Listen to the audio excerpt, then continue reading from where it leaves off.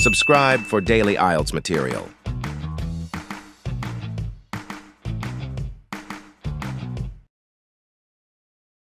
Section 1. You will hear two colleagues, Marcus and Ella, discussing a work project.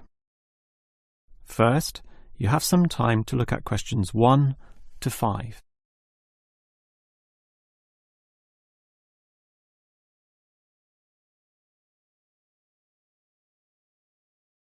You will see that there is an example that has been done for you.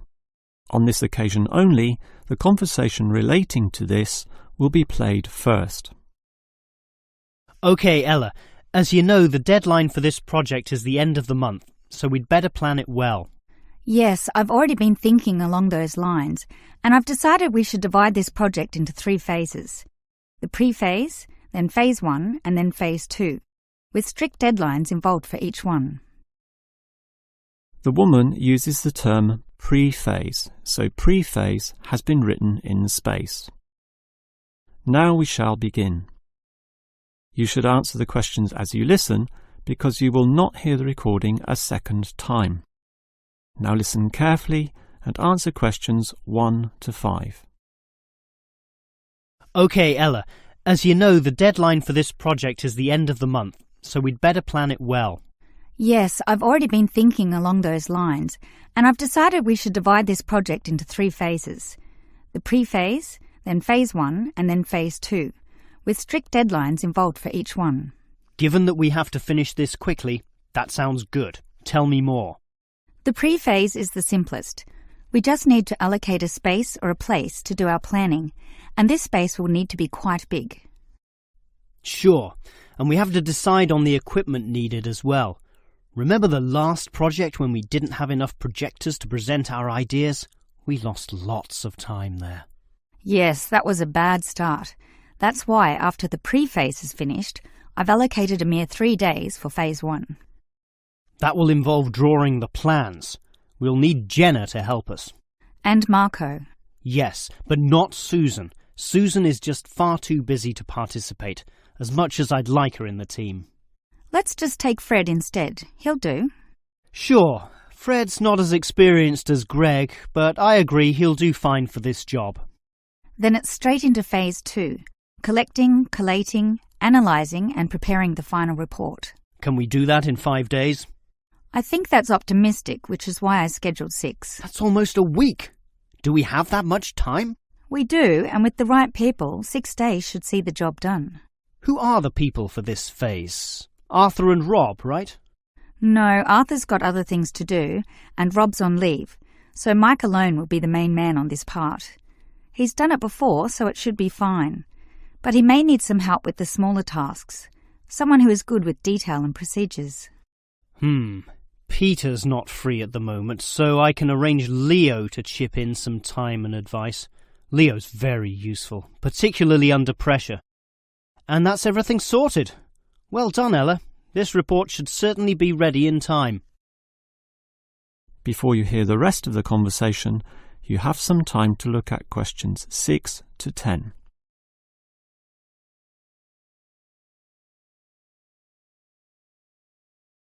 Now listen and answer questions 6 to 10. OK, Ella, you've done a good job with the basic time frame of this project, but what about specifics? What sort of specifics? Well, things like information gathering. Are we going to use questionnaires like we did last time?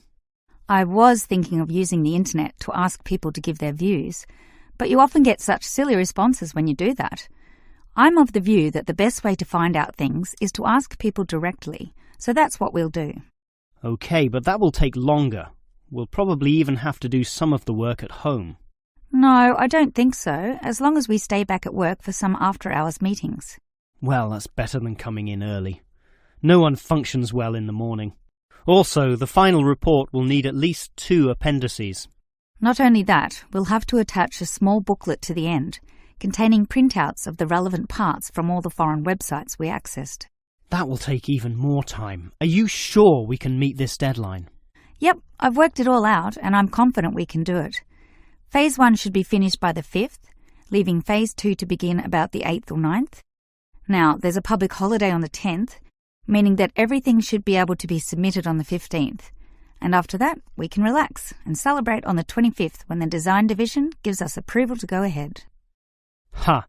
You're assuming that the design division will approve this, and that's not guaranteed at all. Oh, come on, Marcus, be positive. You know this should be approved. In fact, I'm even planning the celebration when this is all over. Oh yeah? What's on the agenda then? Well, we definitely don't want to party in the office, do we? We'll want to get away from this place, and we're all too busy with our own lives and families to find a mutual time free for a dinner party. So I thought we'd just buy some nice expensive gifts for everyone who participated. We can just give these to the people here in the office. That sounds fine to me, but make sure they're not too expensive. The budget department will never approve the cost. Don't worry, I know how much I can get away with. All right, I'll leave that with you. That is the end of section 1. You now have half a minute to check your answers.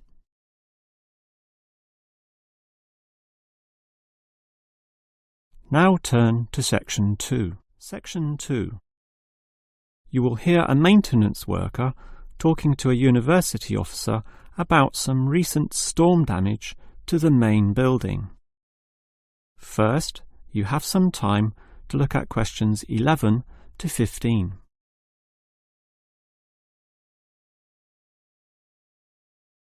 Now listen carefully and answer questions 11 to 15. Hello there. I was asked to tell you about the extent of the damage to the main building caused by the recent storm. Oh, that's right. I take it that most of the damage is just to the main building? It is indeed, since the building is so old. However, luckily the damage is minor and all of it can be fixed in one day, given that we have 5 people in our team. What will you be doing first? I understand you start at 8 in the morning. That's right. And we were going to remove the fallen tree, but we've been told there are exams that morning, and I'm sure the sound of those saws and other heavy equipment will disturb all the students. So instead we'll fix that leaky roof. That's a 4-hour job, since it involves substantial repair, not like fixing broken windows, which can be done quite quickly. So you'll fix the broken window after that, from midday? We could do that, but since we'll be working in the ceiling, it's more logical to get rid of those birds' nests there. It's a small job, but will require crawling inside the ceiling cavity, which is not an easy exercise, so that will take about an hour.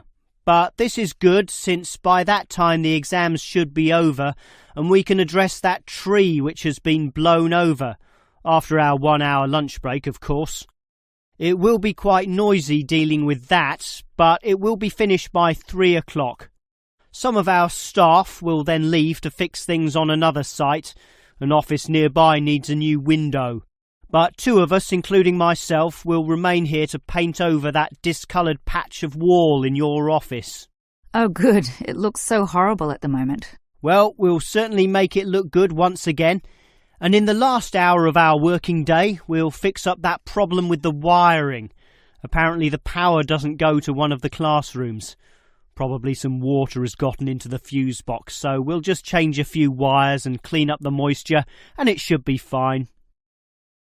Before you hear the rest of the talk, you have some time to look at questions 16 to 20.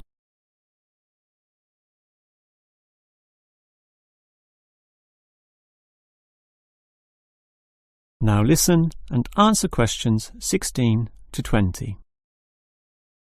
I certainly appreciate all the effort you and your team are taking to fix things here, but I do have one request. And what is that? You said you're going to paint the back wall in my office. Will it be the same colour as before?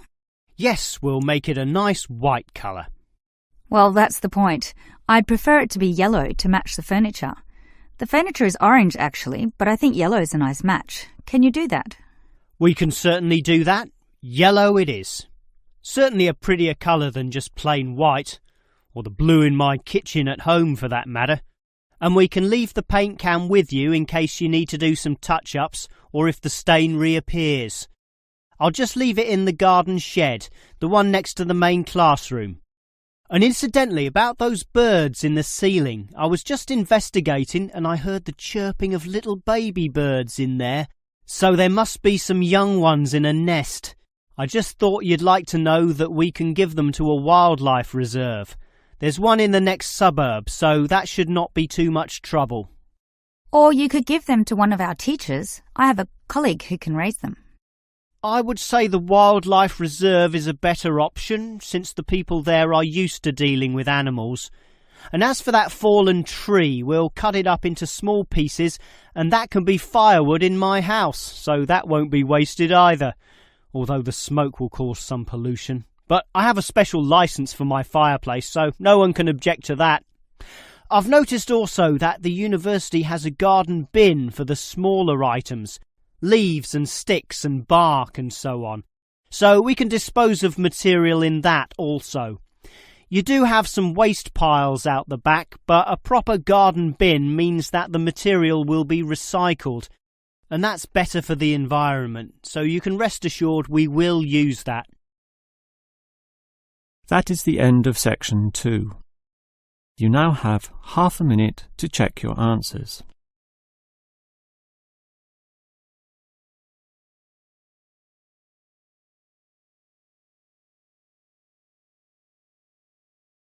Now turn to section 3. Section 3. You will hear 3 students, Steve, David and Susan, discussing the different courses they attend. First, you have some time to look at questions 21 to 26.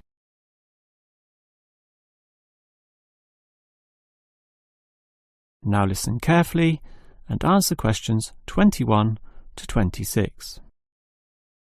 Well, gentlemen, we've almost finished our second semester at this university. What do you think of all the courses we attend? On the whole, I'd say they're quite good, apart from social history, which I find to be a little too inexact. Yes, the lecturer's style is also very, very dull. I certainly agree with you there, although I would say that the textbook is more interesting. Welfare State. The subtitle says, An Examination of Social Development in the 20th Century. Yes, Welfare State is a good book, but look how many pages it has. 458! I agree. It's just too long to be easily read. Far too long, although it's certainly well written in parts. Yes, and if you compare it to the textbook for cultural studies, what's it called? Inner Views, I think. No, that's the book for media studies, and we finished that subject last semester. The book you're thinking of is In Perspective. Oh, sorry, you're right. In Perspective. And the subtitle says, A Comparison of Social Groups. Somewhat interesting, wouldn't you say? Well, mildly so, as is the subject, dealing as it does with such a wide variety of issues. But the book itself certainly oversimplifies a very complex subject. I agree. I also got annoyed at its constant oversimplification. Life is more complicated than what it suggests. Yes, but what you call oversimplifying may well be considered clarifying. Look at this other textbook, Government in Action. Some may say that it also oversimplifies, but it must do so in order to present a coherent picture of an equally complex subject. Government in Action? Which subject? It's the textbook for political theory. Oh, I hate politics. That's why I don't like the active leadership subject either. And most of the stuff in that political theory textbook is based on the American system. You see, it's written by Americans, so it's not even relevant to us here. I'd agree with you there. It's not relevant to us at all, since our government uses the Westminster system. Yes, I suppose that is a problem. Before you hear the rest of the conversation, you have some time to look at questions 27 to 30.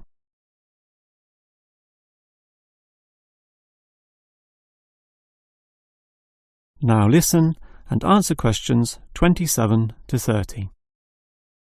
Well, it seems we all have certain criticisms about the textbooks we're using, but at the same time we all like some elements, at least, of the subjects we're studying. What's your favourite subject, David?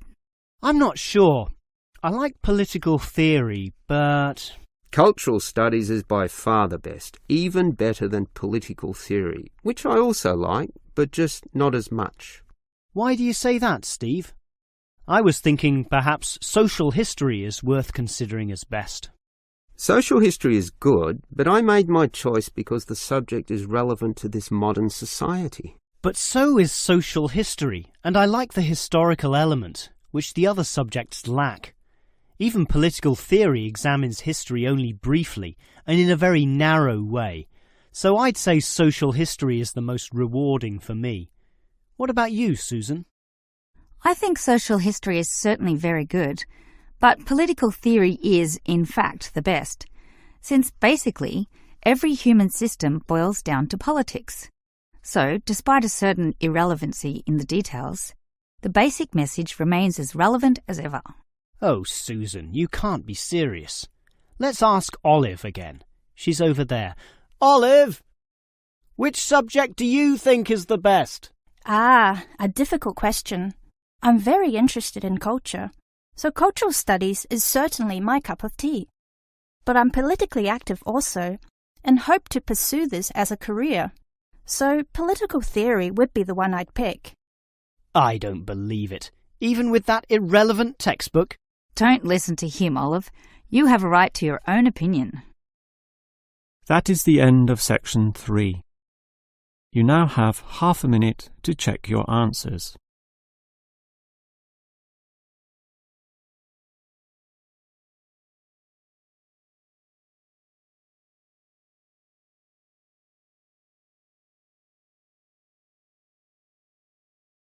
Now turn to section 4. Section 4. You will hear a lecturer talking about the movement of population towards cities.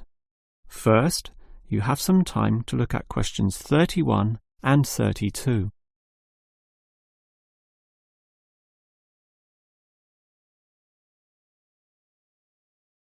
Now listen carefully and answer questions 31 and 32.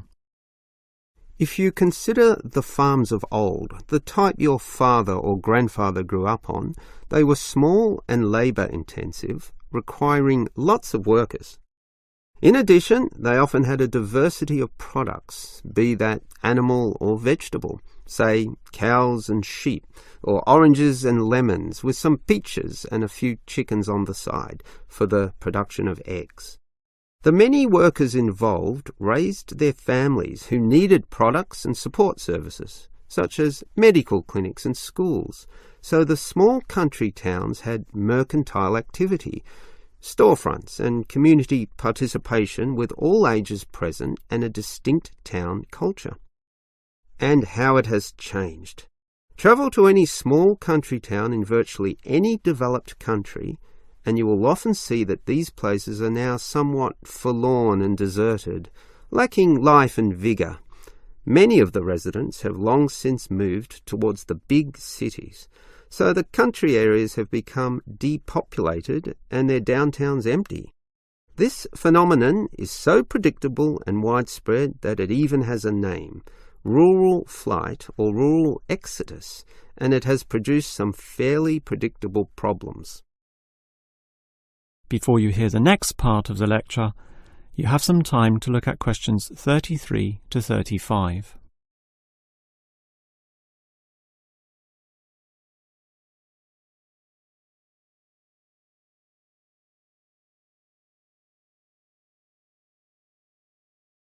Now listen and answer questions 33 to 35. As for the causes of rural exodus, the most obvious is the industrialisation of agriculture. This comes in two aspects, one of them being monocultural farming practices. What this means is that it is now more efficient to have one product and focus on its needs almost exclusively. So, for example, animal husbandry will usually involve a single type of animal, say pigs, but with huge factory farming techniques, or, in other words, the second aspect, economies of scale. This means instead of 200 pigs, there'll be 2,000, tightly fitted into small pens or cages, with high-density waste disposal and automatic feeding systems. Yet, despite this huge size, it can all be controlled by just a dozen farm workers pushing the right button. You might not like it, but in a competitive market, the cheaper the overheads, the better, and one can't argue with market economics. It's simply the way of the modern world, and it has changed the face of rural districts mostly for the worst. Before you hear the rest of the lecture, you have some time to look at questions 36 to 40.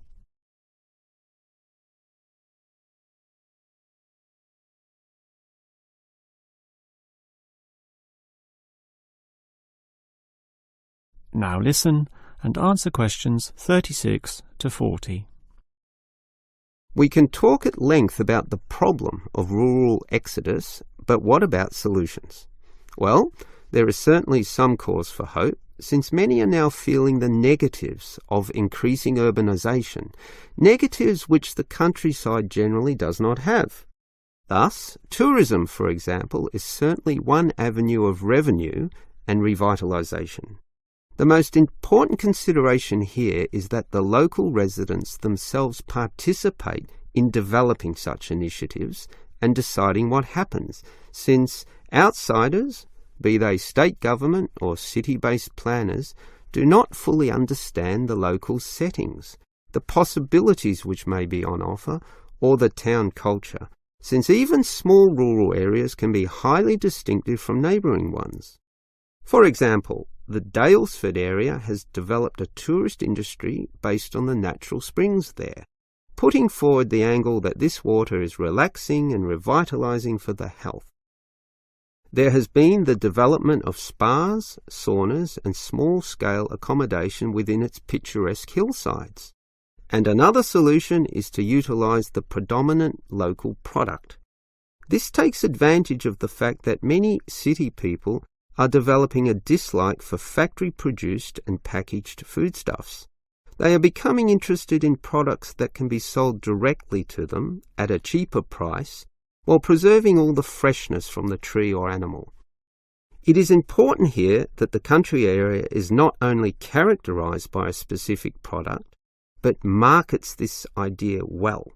For example, many areas of country Victoria have developed widespread grape growing and winemaking facilities and encourage wine tasting tourism, now a thriving industry with an international patronage.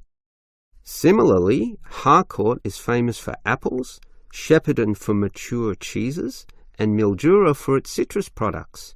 Such strategies, done well, give hope that rural areas can revitalise somewhat and once again be lively and interesting places to live in. That is the end of section 4. You now have half a minute to check your answers.